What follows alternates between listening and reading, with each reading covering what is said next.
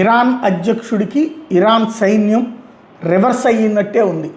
ఇద్దరి మధ్యన సమన్వయం లోపించినట్టే కనబడుతోంది. నిన్ననే ఇరాన్ అధ్యక్షుడు ఓ సంచలనాత్మకమైన ప్రకటన చేశాడు. యుద్ధంలో మా పొరుగు దేశాలతో మీదకి దాడులకు వెళ్ళడం ఆపేస్తాము, ఇప్పటిదాకా జరిగిన దానికి క్షమాపణ చెప్తున్నాను. అదే సందర్భంలో అక్కడ ఉన్నటువంటి శిబిరాల మీద, అంటే అమెరికాకి సంబంధించినటువంటి బేసులు అక్కడ ఉంటే మాత్రం ధ్వంసం చేస్తాం, అమెరికన్ బేసుల మీద విరుచుకుపడతాను తప్పించి వాళ్ళ ప్రైవేట్ ఆస్తుల మీద, ప్రభుత్వ ఆస్తుల మీద మేము దాడులు చెయ్యం, ఇప్పటిదాకా జరిగిన దానికి సారీ చెప్పాడు.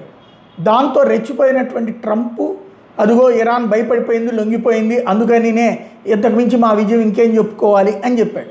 అది వాళ్ళకి మండినట్టుంది ఐఆర్జీసీకి. మళ్ళీ ఒక్కసారిగా విమానాశ్రయాల మీద దాడులతో విరుచుకుపడింది.